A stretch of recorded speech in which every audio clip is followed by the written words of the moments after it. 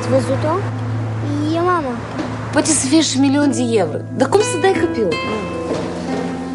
My wife and I, we'd like to adopt a child. M-ai pierdut-o. N-am pierdut-o eu. S-a pierdut ea.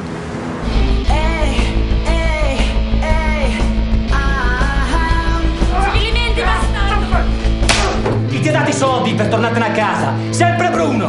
Però volevo dare i soldi a te. Sono venuta per dare il mio bambino per adozione. Così tu mi avresti mandato 30.000 euro. Sì, sì, e vero. Unde-i păvălașul? E la Chișinău. Ce caută acolo? Locuiesc în Italia. În documente scrie că ați murit. Ei, uite că am înviat, da?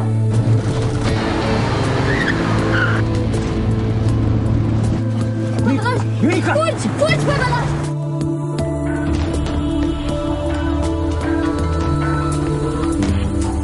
Non ti voglio fare male, ma tu devi fare bravo, eh?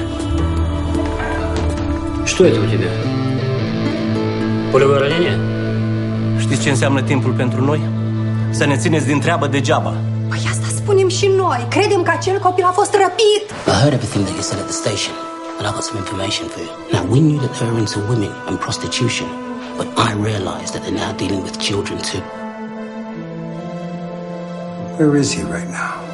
He ran away last night. They told us if we paid the money, we could take the boy. Don't mess with them. Pay them if you can and take the păvălaș and run.